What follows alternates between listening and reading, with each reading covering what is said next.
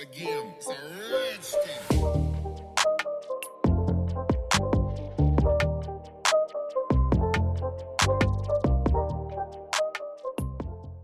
And hi, everyone. Welcome to week 2 of Boston Center for the Arts' Wednesday lunch break listening party series, brand new series for us. I'm Randy Hopkins, Director of Visual Arts at Boston Center for the Arts, and I'm so happy to welcome you here today. These sessions are designed to offer a variety of weekly pauses to feed your head, your heart, and your soul during this crazy time. Please let us know if you have an idea for a topic or artist that you want to propose for a future episode. So a few housekeeping notes before we get started. I want to be sure and let you know to go ahead and introduce yourself using the chat function so that we know who's here. Let us know you're here, say hi to each other. And please use the chat function throughout the hour to share your responses or comments or questions for the speakers. So today's program, the 2020 Talks, Fertility, has been organized by Claire Barlian, Daisy Nam, and Meg Rotzel, with thanks to the Boston Art Review for their help. These amazing women are going to introduce themselves and the program in more detail in a moment. But before we get underway, I just want to share a little bit of background about how this program came to be today. I was approached by these 3 creative and smart women in January of this year in the pre-COVID-19 era. They were looking for a venue to host a 3-part series of talks inspired by what the idea of 2020 evoked for them in that moment. And at the time, we were using words about the elections, about hindsight, the anniversary of suffrage, and the idea of reflection and empowerment in that number that stands there. From the get-go, they proposed that the initial talk feature the speakers Judy Norsigian and Malkit Shoshan, addressing the struggle that women have engaged in to gain and retain our reproductive rights. This was originally scheduled for March 20th and was canceled due to the pandemic. But I'm thrilled to say that through conversations together, everyone agreed that this is still a really important topic. And so BCA is thrilled to be able to introduce it in this new format. So please join me in welcoming this group. And I'm going to turn it over to Claire for introductions and to get going. Thank you guys all, and thanks for being here. Thank you, Randy. This is my first time doing a Zoom webinar, so excuse me for being a little awkward and nervous about it. But I'm just going to say a little bit about the idea for the 2020 talks, which pre-COVID-19, it feels like an eternity ago, but coming into the year 2020, knowing it was an election year, a pivotal year in so many ways, I just really wanted to do something to reflect both on the past and anticipate what could be the future. And was, it's a bit cliched, but thinking of the phrase, hindsight is always 2020. And I was so fortunate in having 2 fantastic collaborators who were willing to do this with me, Daisy Nam and Meg Rotzel. And we kind of came up with a whole concept collectively, and then had sort of our own individual ideas of of specific events that we wanted to do. And I had already a couple in mind. Reproductive rights was top of the list. And that's what we're talking about today. And I'm going to let Daisy and then Meg talk about the events that they have conceived and are coordinating. Daisy, do you want to? Yeah, hi everyone.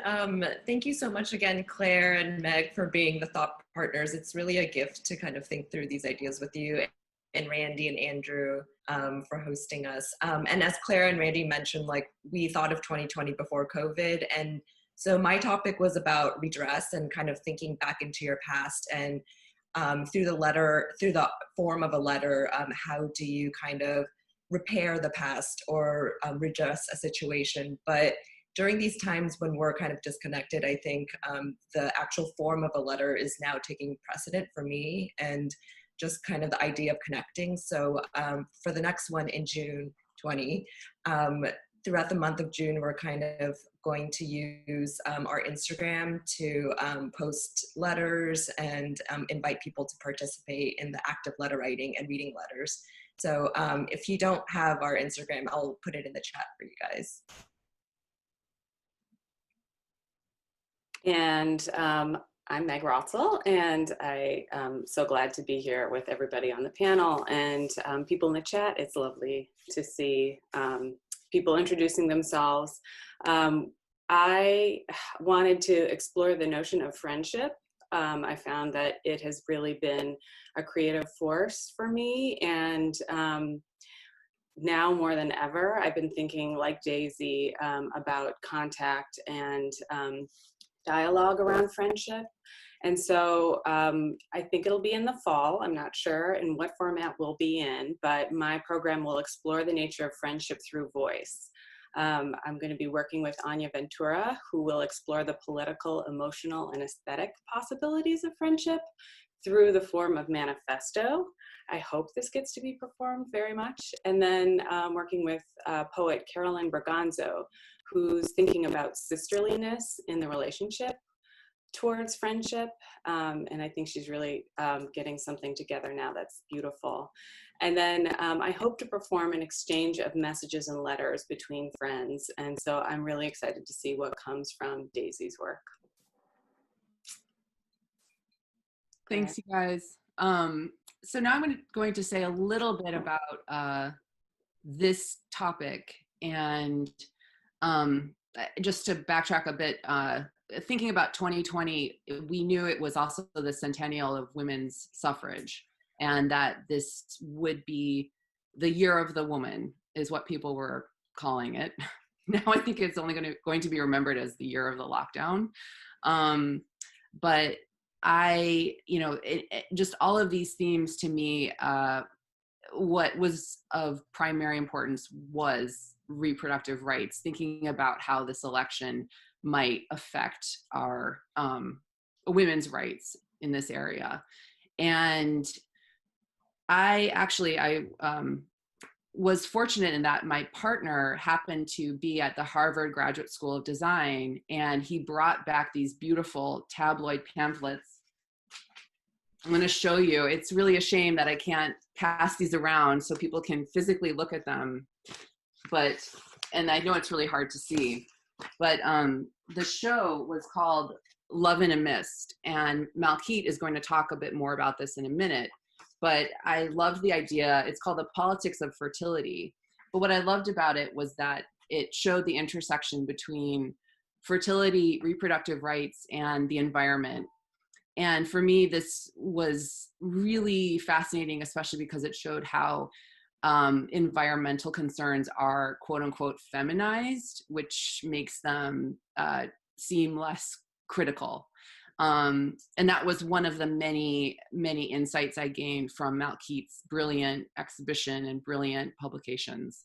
So my first thought was I would love to bring Malkit to be part of some kind of panel or something. I really want more people to know about this work, excuse me, and this research. I just think it's so important. And then I asked Malkit, I said, is there somebody you would like to have as your interlocutor? And it was kind of funny that she said, I would love to talk to somebody from Our Bodies Ourselves. And I'll show you, I'm reaching around right here. This is my copy of Our Bodies Ourselves, which I've had for something like 20 years. And it's completely dog-eared, and it's actually dog-eared the most at the birth control section. So it's just interesting in this virtual arena to show you guys physical content. I just think I hope when this is all over that we really return to a physical world and the circulation of physical content, because it's so important for getting this information out into the world. And so we invited Judy Norsigian. And Judy, I am incredibly honored that you agreed to be part of this. And pre-COVID and post-COVID, your work has been extraordinarily influential to me personally, and I know to so many people globally. And we cannot wait to hear what you have to say and what you and Malkit have to say to one another. So I think we're going to go now to Malkit, and she's going to show us a presentation about her exhibition. And I hope that it comes through in images as beautifully as it did in person. Thank you very much, Claire. I was wondering, I'm sorry for trying to intervene in the format. I would have loved to hear first from Judy. Do you think it will? And yeah. Is that okay with you, Judy? Absolutely, absolutely. Yeah. Thank you. Thank you. It is a pleasure to join you all. And I love that you're thinking about themes like this. Of course, Our Bodies, Ourselves is now celebrating the 50th anniversary of the first publication, the newsprint edition that came out in 1970 by the name of Women in Their Bodies. So actually next year is the true 50th anniversary of the book by the title, Our Bodies, Ourselves. But we have, as everyone else has had to cancel many of our 50th anniversary events here in Massachusetts and elsewhere, and create some online events. And one event will be at the Boston University School of Public Health next April. We're hoping we'll be in person and be bringing in some panelists from other parts of the country. And we're also reshaping the way we do our work. As some people know, we've transitioned from an organization with a staff and a traditional nonprofit way of doing things to a largely volunteer-driven organization with a few paid consultants. And we are committed to helping our global partners who are still working on translation adaptations of Our Bodies, Ourselves. There are still a few working diligently, and this information is at our website, ourbodiesourselves.org. And the most recent edition, new edition that just came out, Notre Corps Nous-mêmes, from France, we have the beautiful cover graphic to share with you today.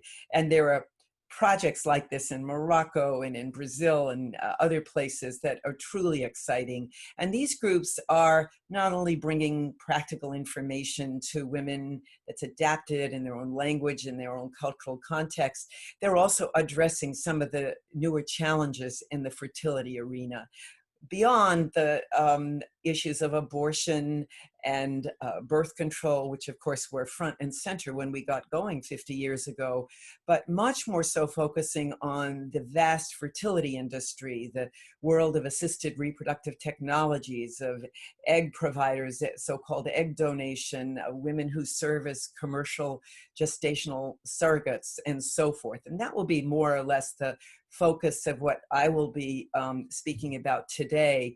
We, several years back, created a website for all the stakeholders involved in commercial surrogacy. It was called surrogacy360.org. And the website is now being hosted and managed by the Center for Genetics and Society in Berkeley, California.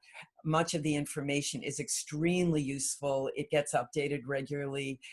We couldn't, without a staff, manage to continue to do this, but we are pleased to see this information getting out there to help intended parents, to help gestational mothers, women thinking about doing this, women who would be egg providers. We don't call them egg donors anymore because egg donors would be giving eggs freely. And of course, these women are doing this primarily for pay and also out of altruism. And we want to raise many of the important critical concerns that we all face now. Last November, I was in Yerevan, Armenia, and the next slide is just the announcement for this talk at the American University of Armenia, where the School of Public Health hosted a very interesting discussion about global commercial surrogacy, gene editing, and egg provision by younger women.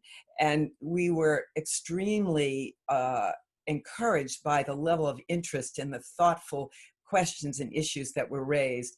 Armenia is, of course, a country where global commercial surrogacy isn't as big a deal as it has been in places like India, but activists do make a difference in changing the public discourse and educating the public about all the issues that are involved.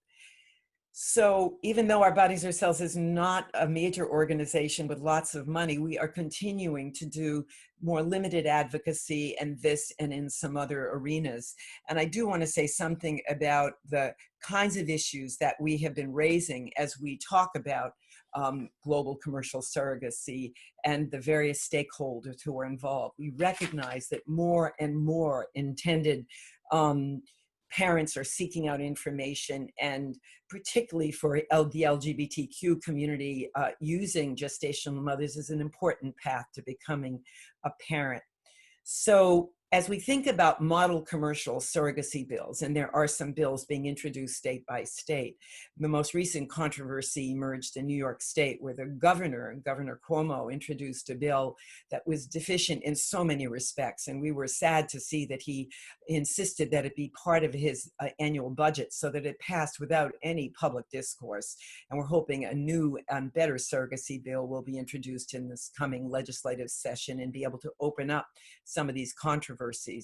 For example, Our Bodies, Our Cells supports best practices in moving forward with commercial surrogacy, things like having single embryo transfers rather than multiple embryo transfers, which increase risk for everyone involved, having only medically indicated cesarean sections, not cesarean sections that would be done automatically as a matter primarily of convenience. This was the case, by the way, in India, where many of our partners were sounding the call for better practices. They were deeply concerned that a lot of these gestational mothers were being forced into automatic cesarean sections.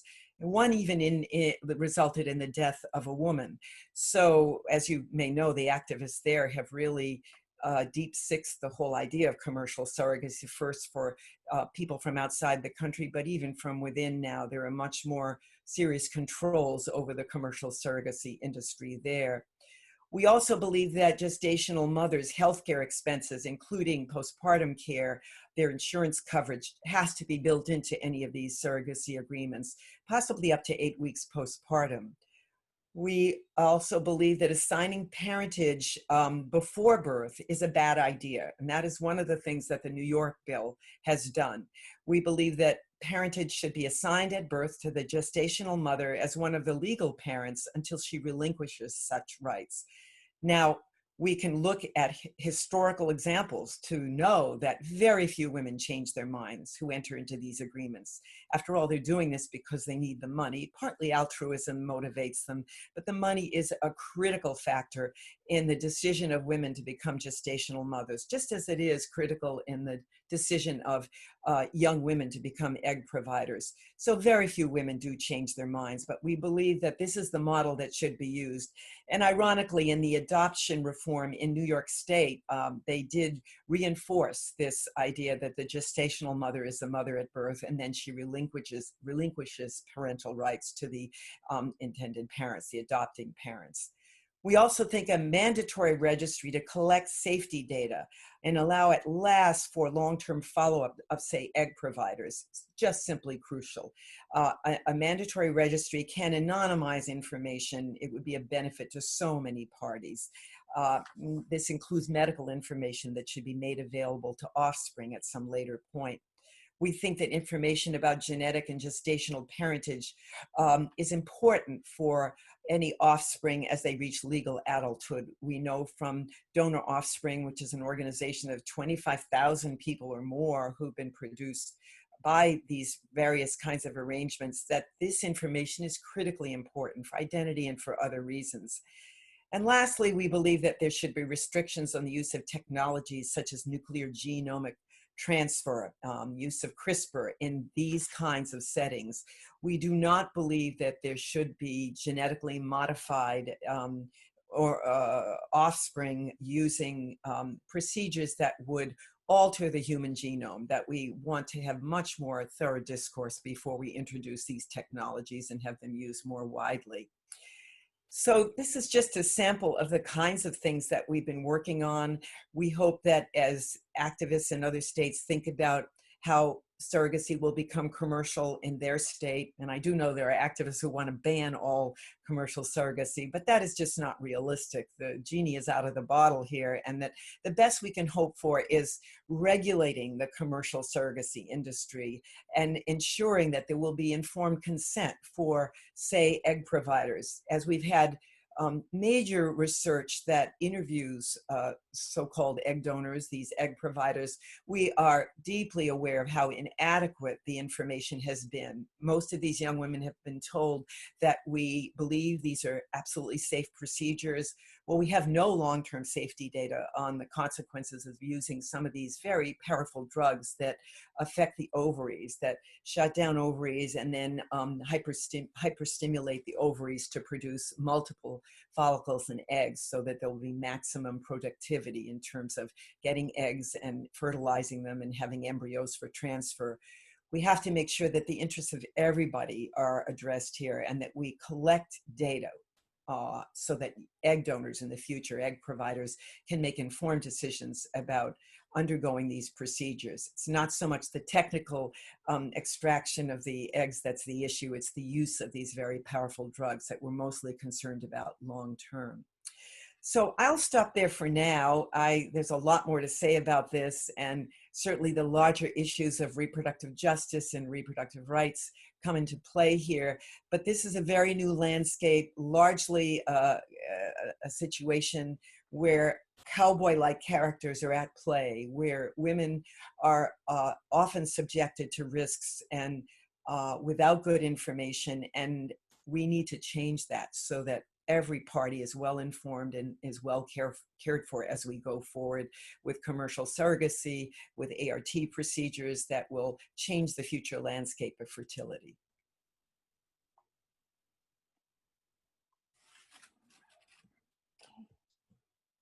Thank you, Judy. That is fascinating and very troubling. And I knew so little about that, except I just saw a New York Times headline about surrogate babies in the Ukraine who were stranded because of the quarantine. And now that I heard you talk about this, that resonates a lot more. Mm-hmm.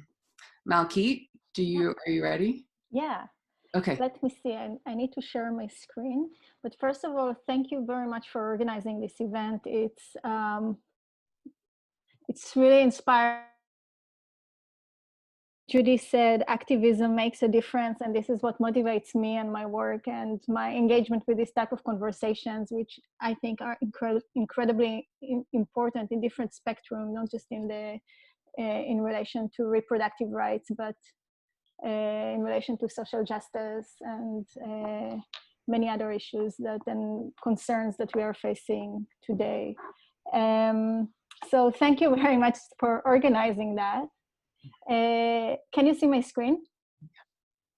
Okay, so what I'll try to do today is just to walk you through an exhibition that I curated a few months back, before the pandemic and before this kind of strange reality and interfaces that we are finding ourselves locked into. But this is also an interesting way to engage and spread this and disseminate this information. Okay, so just very briefly, my background is in architecture and urban planning. Right after finishing my study, I started a foundation rather than an architecture practice, and the foundation developed projects on the intersection of architecture, planning, and human rights. Our main projects, or our first projects, dealt with the Israeli-Palestinian conflict, and trying to understand how the built environment play a role in the organization of this conflict and in deprivation of people access to resources and consequently to rights. But then we expanded, and the struggles, the activist struggles, and the way the built environment is part of a broader political project is something that that we need to engage more seriously with and develop tools to, let's say, to create change and environments that are more sustainable and more resourceful and more just. So this is my motivation and where I'm coming from, and now I'll take you through this project, through this exhibition. So I'll try to be brief and share some artworks and the motivation behind this specific project. So as Claire said, the title of the exhibition is Love in the Mist. It's attempt to explore several evolving narratives on the spaces and politics of fertility. It's initially triggered by me reading a news piece about the heartbeat bill, which recently passed into law in states such as Mississippi, Kentucky, and Georgia. And what they try to do with this bill is to criminalize abortions from as early as 6 weeks into pregnancy. And what you see in this diagram is the growth of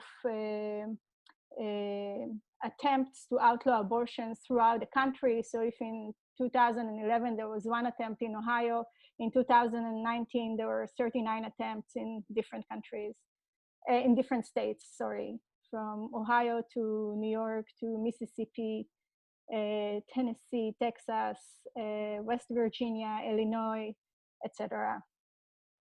So the exhibition itself explores, from this point, I try to specialize the question and bring it back to our profession and to our type of activism. So this exhibition explores the society quest to regulate and control women and nature and the resulting environmental degradation. It brings together issues such as the historical use of synthetic hormones in women's bodies and various techniques to accelerate growth and extract natural resources. And it builds on different scholarship, feminist scholarships, work by Donna Haraway on making kin and symbiosis living between human and other species, or Anna Singh work on accelerated growth and the relation of accelerated growth to the Anthropocene, or Maria Mise work on patriarchy and accumulation. And on the activist front, Our Bodies, Ourselves was an anchor point. It was an important movement for us, especially having to exhibit this work in Boston or in Cambridge.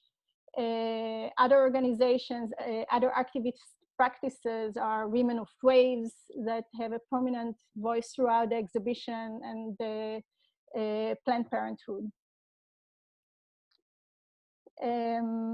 Let's see. So the exhibition itself took place at Gund Hall at the Graduate School of Design.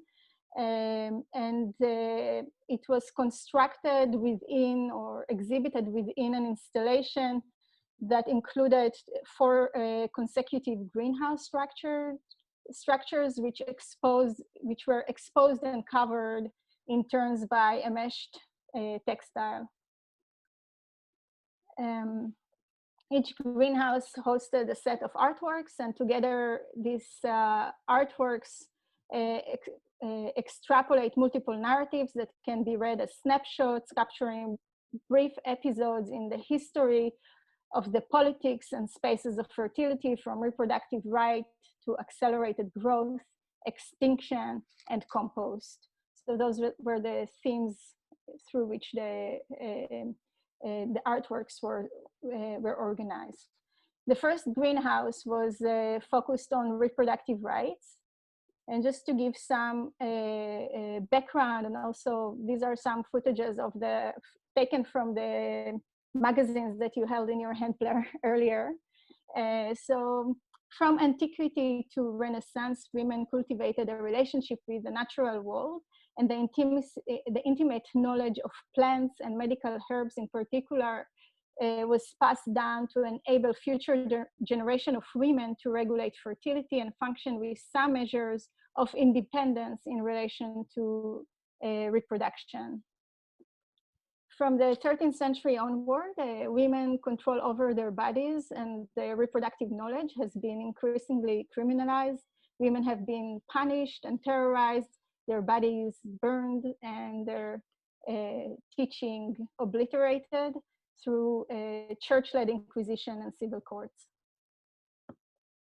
The pursuit to govern reproductive know-how and rights with impunity is an attack on practices of care, women's rights, women's health care, socioeconomic freedom, and on knowledge itself.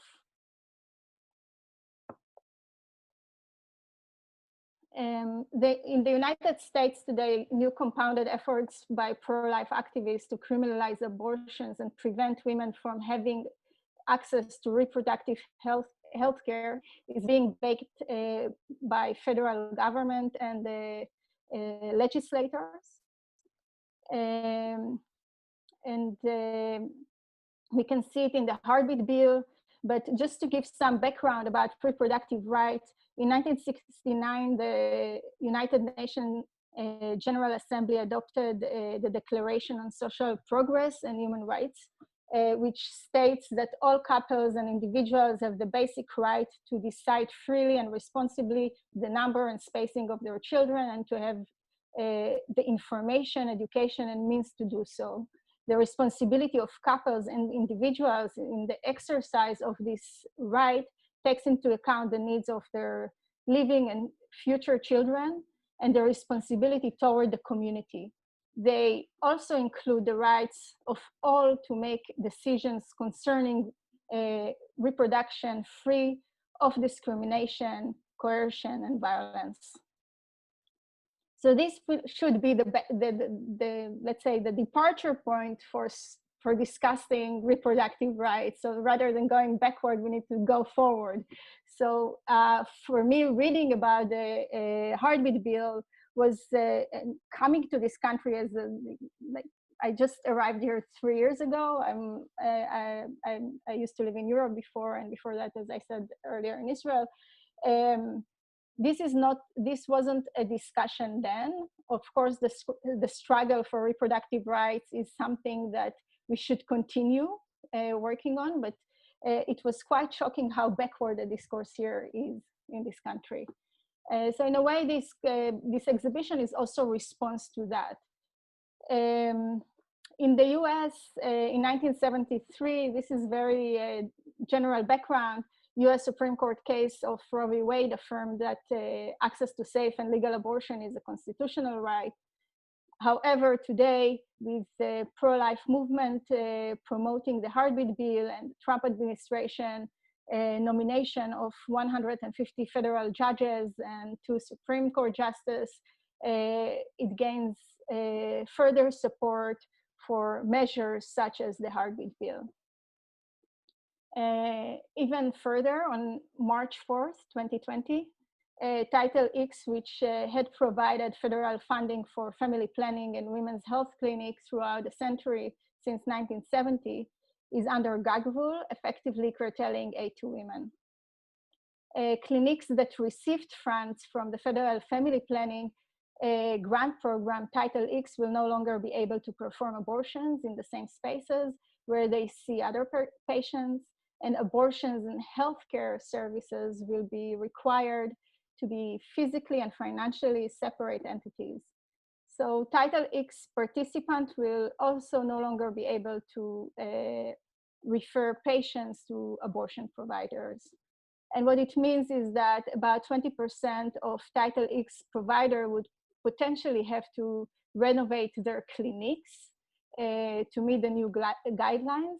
And this is extremely costly. It's the estimated cost for renovation of such clinic is between 20 to 30,000 US dollars.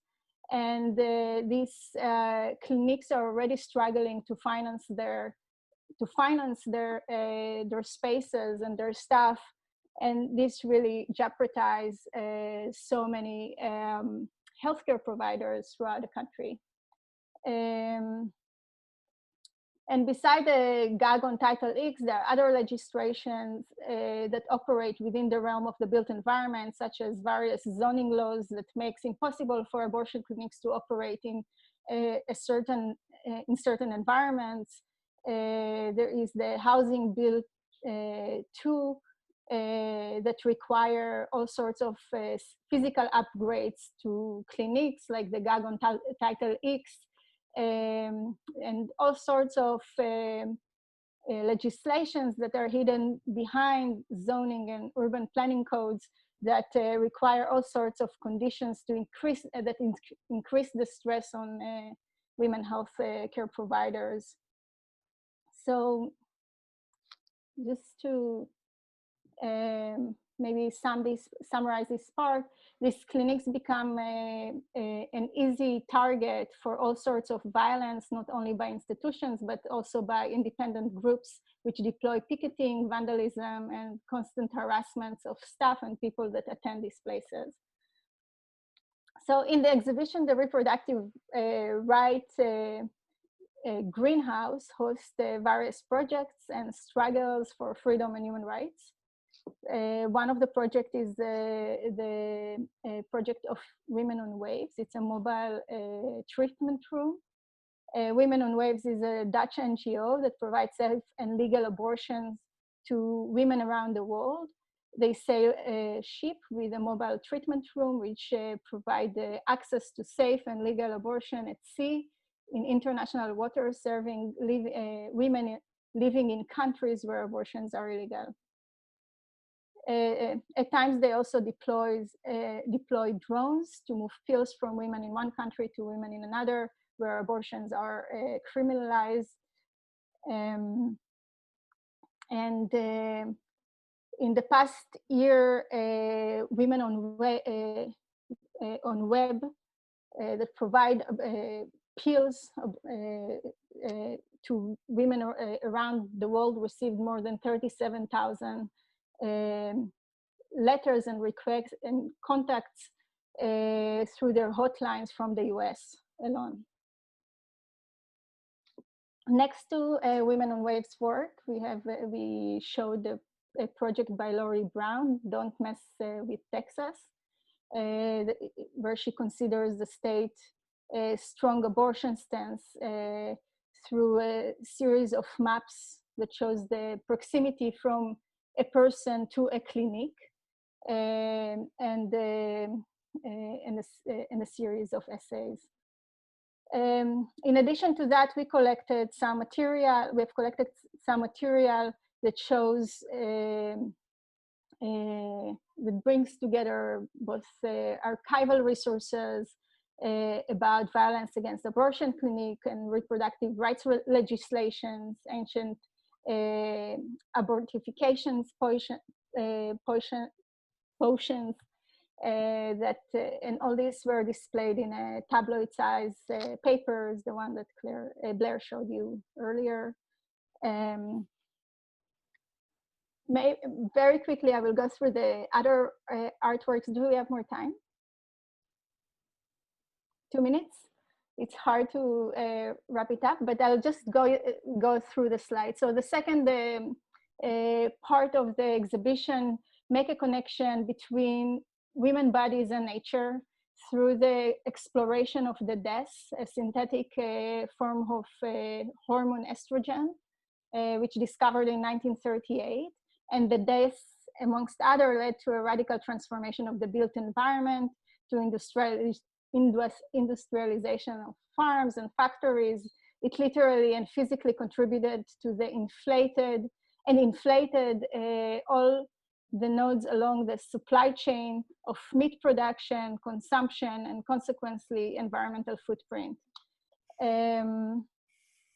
I'll just go quickly through these beautiful diagrams that were made with the help of Carolina Sepulveda, that I see that she's also here listening to this talk.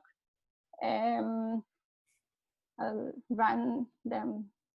The next artwork is called Bodies on Steroids. It's an inflated work of different type of bodies, animals, and farmed vegetables. Let me see. And it runs in parallel with the work of Bernie Krause. It's let's see, it's a sound installation, biophony that record the diminishing sounds of biodiversity in nature. Bernie Krause was putting his devices in nature in the same spot for years after years after years, and retroactively could constructed the transformation of soundscape. And in pieces of 3-minute sounds bites, you can trace this how the sounds in nature decreases from vibrant bird singing to up to the last birds. So that was quite drastic. And so what we try to do in this exhibition is to tell two narratives. One is the attempt to control fertility, but also increase production. So this type of parallel stories of accelerated growth and extinction happening simultaneously, which is very paradoxical and terrifying. And the next greenhouse dealt with the topic of extinction. We looked at the UN reports and extrapolated some of the elements talking about this mass extinction of species, disappearing species across the world. And we used the word different artworks to take us through this through these kind of paradoxical landscapes, like the work by a film by Desiree Doloron, that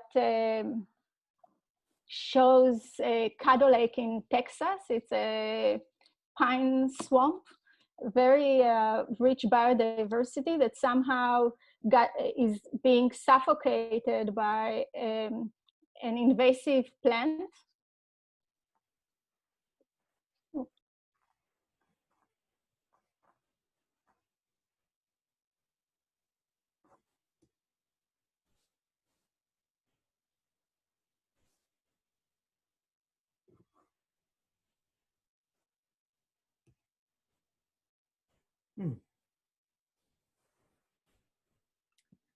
It looks like Malkit froze, her screen froze. So maybe Judy, while we wait for her to come back, as I'm listening to her presentation, I have been thinking a lot about your brief on global commercial surrogacy. And it really, I see so much overlap here that's disturbing. And one of the things I'm thinking about is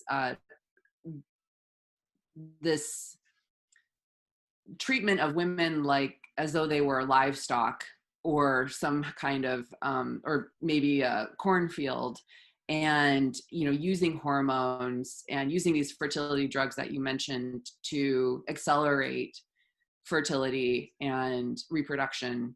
And I was wondering, actually, if you might be able to speak a little bit about the changes that you've seen in terms of the activist landscape, and if you have noticed since the let's say mid 60s, early 70s, a shift in the way that women are thought of. Do you think that there is an increasing tendency to think of or to treat women as though they were breeders, which might desensitize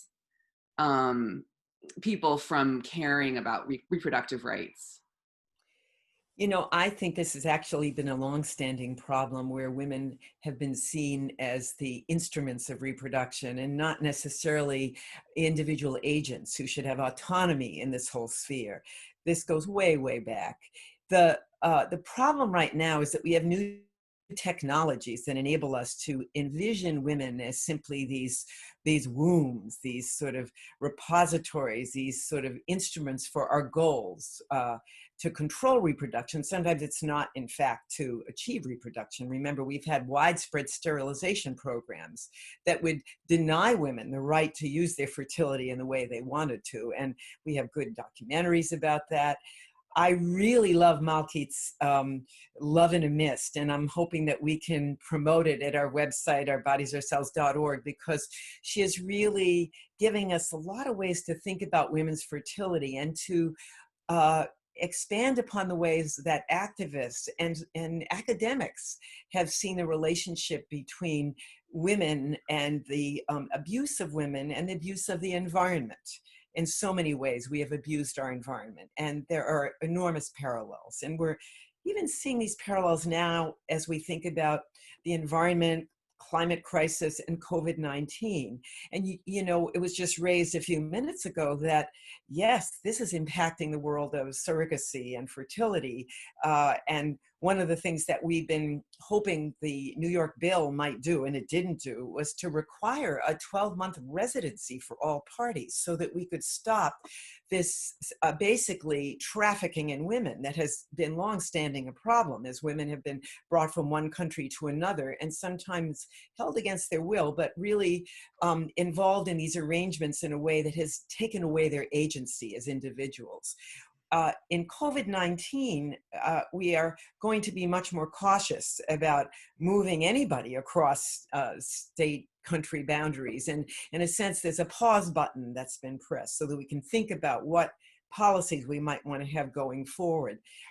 We also want to reintroduce this idea within the, you know, it's a precautionary principle of public health, you know, that absence of evidence of harm, incontrovertible evidence of harm, is not the same as proof of safety. And we have seen this with the issue of egg provision. We've seen it with the breast implants for women, where women are told these things have been studied, they're safe. Well, we don't have good long-term safety data. In fact, if anything, we have more warning bells that have been sounded around particular risks that come along with using breast implants. So again, because we are now in an era where so-called elective procedures are being done less in hospital settings, maybe we can stop and take a look at whether all these breast implants, 85% of which are used for purely augmentation purposes, not for reconstruction after cancer when a woman has breast cancer.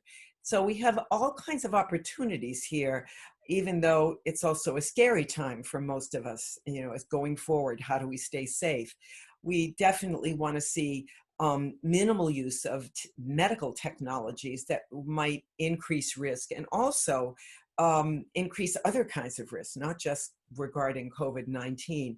But Malkit's curated exhibition is a way for all of us to think more about these issues, the intersectionality, there's no question in my mind that activists have been trained in new and exciting ways to use social media to reach out to a larger audience about many of the reproductive justice concerns that have galvanized us over the years, whether it's sterilization abuse or, as Malkit noted, these trap laws, the targeted regulation of abortion provider laws that have greatly limited access to women who need abortions. So many ways in which we've seen regulatory and legal actions taken that limit our agents as individuals. Mostly they're targeting women, but not just women.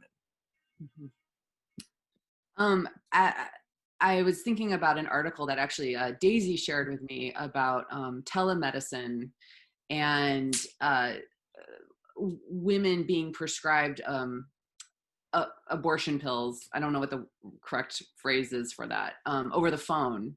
And I was wondering, Malkit, as someone who is interested in spatial design, if you have any thoughts perhaps on how COVID might affect going forward in a positive way the access to abortion, that if as Judy said, if COVID may have some positive ramifications for surrogates, if you've thought at all about possibilities in terms of remote access, helping women who have limited access get better access. Yeah, I think what the COVID-19, the pandemic is doing is making incredibly visible the politics of space and how space is, how resources are not distributed equally. in a just way. So access to resources is a huge problem. So you have the accumulation of problems. You have the trap laws. You have top-down institutional violence toward this ability to access your rights, to have access to healthcare treatment, women healthcare, and I think it's for us. I'm coming again as a planner or as a designer, thinking about the built environment. It's a big question how we engage with the built environment and how we create this accessibility possible. How we can make sure that in a certain distance there are clinics that can provide treatment and advice. Let me interrupt for a second, Malkit, because I do want to underscore that activists now are working on access to medication abortion through the mail, and not just by having to go into a clinic. This is where COVID-19 has certainly given us much more rationale for pushing for this. There are many places, in fact, where medication abortion has been available through the mail, and there have been good guidelines, and we do know that this can be provided in a safe way. The activists have been in print. I know that Francine Coiteau either just had or is about to have something published in the New York Times or another major paper about the importance. Now, with Donald Trump as president, with the FDA as it's going to be very difficult to move policy in a way that responds to COVID-19. But this is a very good example of why we need to push ahead with making medication abortion more readily accessible, and not just by going into a physical clinic. And the same is true when we come to childbirth. We are seeing renewed efforts to make access to out-of-hospital birth, the freestanding birth center, home birth, which these births are largely attended by certified professional midwives. And although 33 states in the country already have made access to CPMs now a matter of public policy, states like Massachusetts have not. And so we are not well positioned to deal with the COVID-19 crisis, especially for the families that want now to seek an out-of-hospital birth. We have very few freestanding birth centers. And there's such good literature on this, even outside of the COVID-19 crisis, that say it's a better use of our money, we get better outcomes, we make families happier. Let's pursue these out-of-hospital childbearing options much more vigorously. Maybe just a small addition to that. Women on Web, one of the contributors to the exhibition, is in fact working on delivering pills by mail. The 37,000 cases that they had in the US are of women requesting pills, but many of these pills have been confiscated by the FDA. So so every step that they do forward, they need to look back and make a few, enforced by law to make a few steps backward. And I think this is extremely challenging. And also now, from what I understood, many of their manufacturing that produce these pills are closed because of COVID-19. So they need to be very creative in how they get access to these pills. And where they are to be produced, and how they can be delivered and distributed globally. Again, I think this was wonderful. Both your presentations. Thank you very much. I'm going to open it up actually to any audience questions, if there are any, and maybe Daisy and Meg could come back on and join us. It's almost 2:00, and we said we would go about an hour, but of course we can go over a couple minutes, particularly if there are any questions. There was one question from Pirana Cavalcini. Hi, Pirana. She's actually wondering where she might find a copy of Love in a Mist, if it's possible to get a copy of the publications. she can find them online. They're online? Yeah. Great. So let me share a link.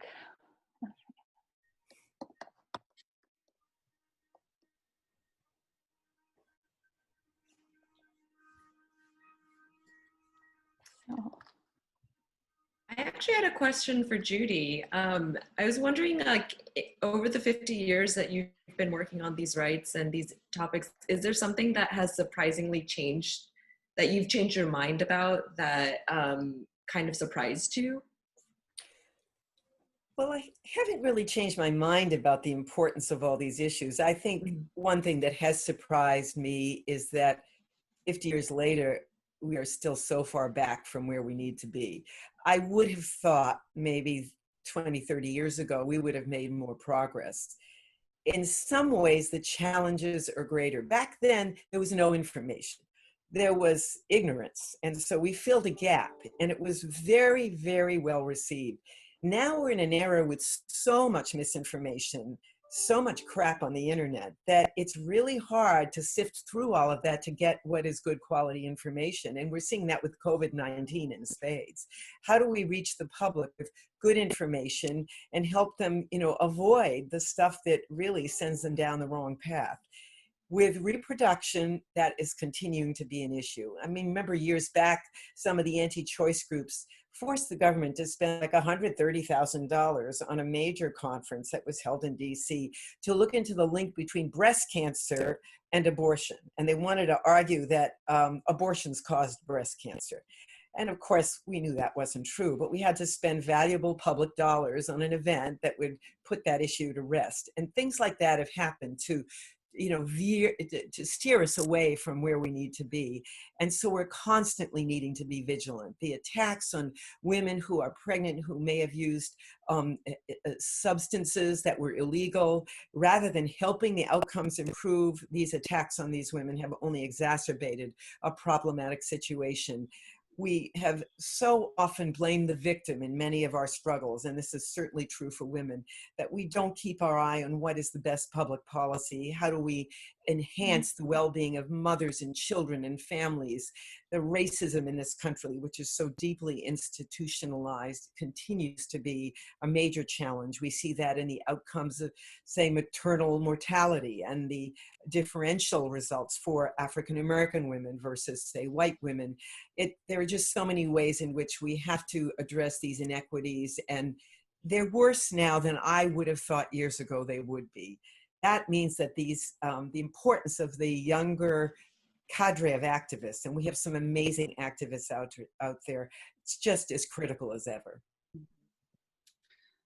There's actually thank you, Judy. And there's a great question for Malkit from Eric Moed, which is, how have unnatural, in quotes, abuses of the environment, pollution, pesticides, GMOs, legislation, etc., affected women's fertility?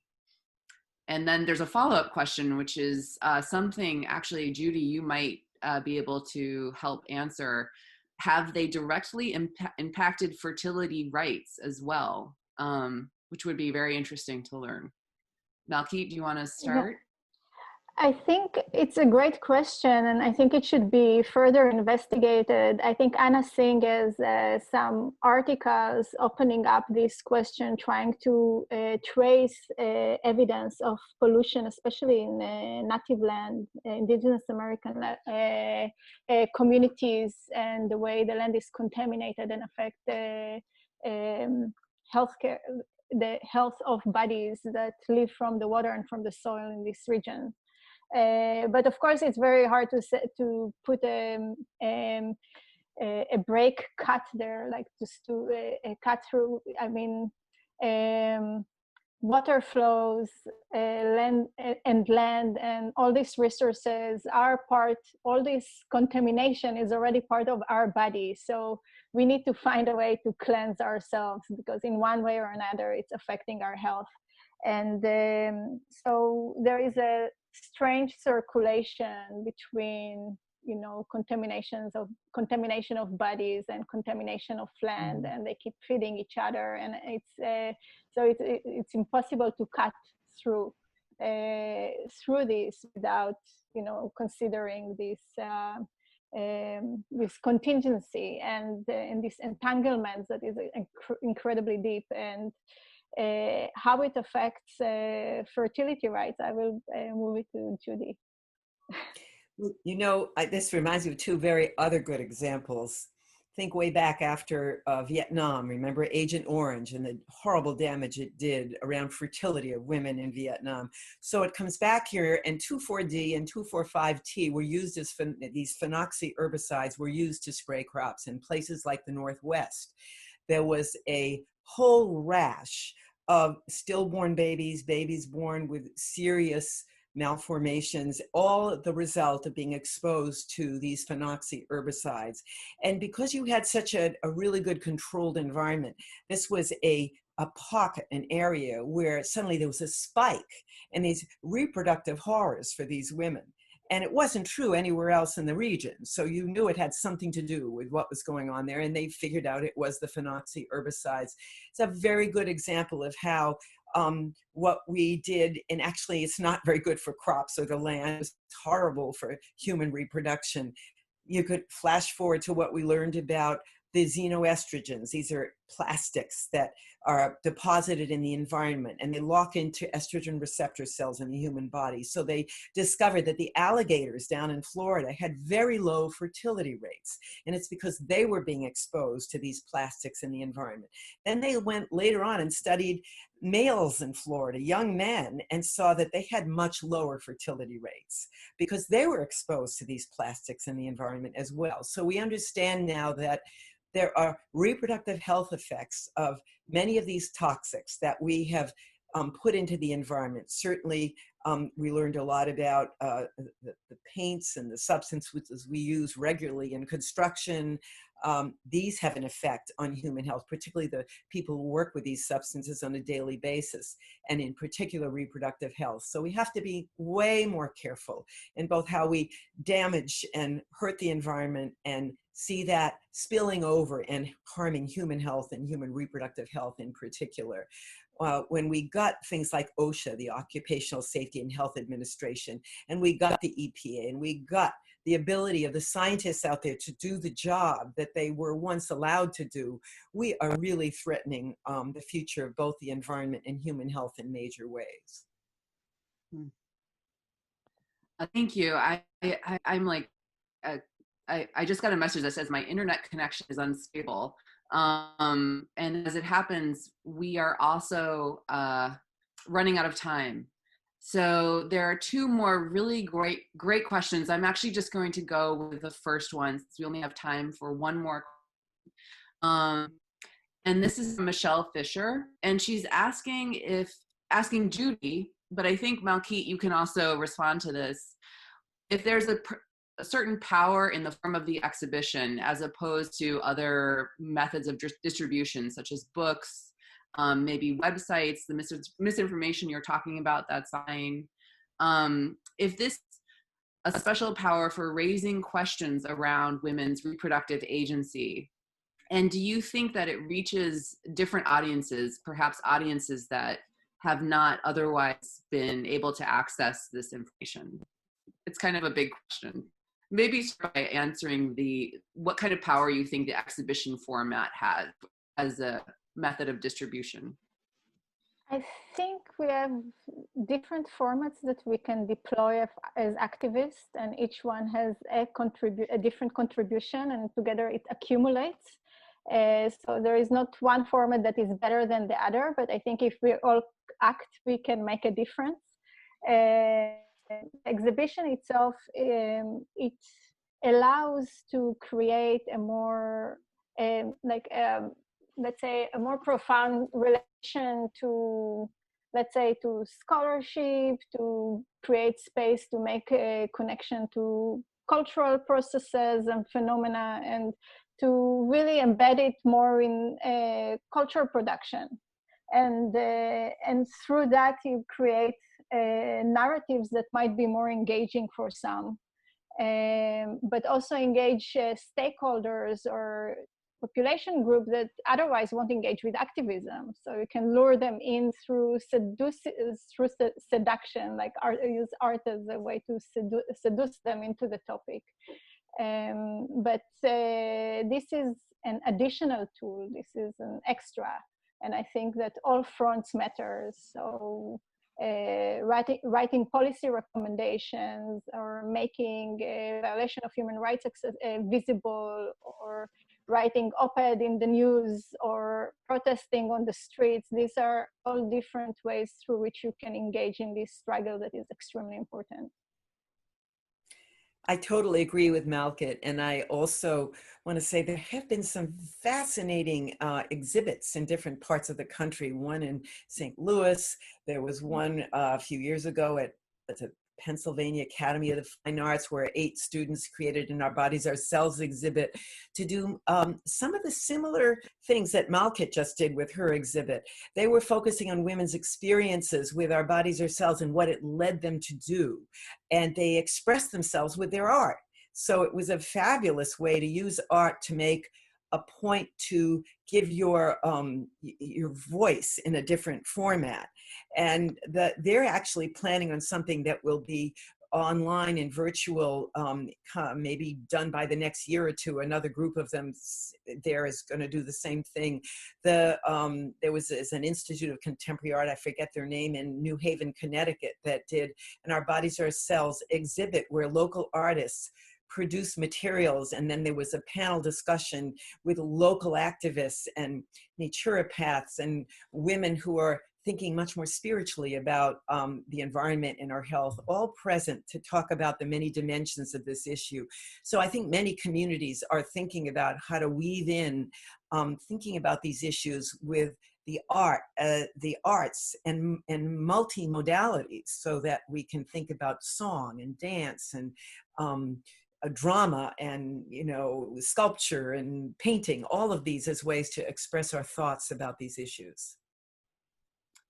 Thank you. Yeah, I think, you know, I know for me, Malkit's exhibition and everything that you said today here, Judy, has really illuminated for me on parallels between environmentalism and women's rights that I hadn't really considered. Just the feminization of the environment, which, and like on the flip side, treating women's bodies as though they were machinery. So I think this is really, these kind of metaphors really come through in an exhibition format and in artworks and writing and poetry. And I'm glad that I think it's really important right now to shed as much light on them as possible. So I think I'm going to end there, unless anyone has something else they'd like to add. But this has been great. Thank you all so much. Thank you. Andy, I don't know if you want to say anything. I'm gonna be the last word, even though, well, I want you guys to all have a chance to say goodbye. I also want to thank every single one of you. Thank you, Claire. Thank you, Daisy. Thank you, Meg. Thank you, Judy. Thank you, Malkit. Thank you, Andrew. Amazing team. I wish this discussion could go on forever. I am going to leave the chat up for 5 minutes after we say goodbye in case people want to add stuff or copy the link for finding the publication, etc. But just thank you all again. It's been such an amazing conversation, and keep an eye on the BCA website for upcoming things. Our next Wednesday lunch break series is going to be with DJ Breck One. It's going to be really fun, really different flavor than this, and super interesting on June 3rd. So please keep an eye out. We have all kinds of programs coming up for BCA this spring and summer, coming to you virtual. But thank you guys so much. Thank you. Thank you so much for organizing. Okay. Bye, everyone. Bye, everyone. See you soon, hopefully in person.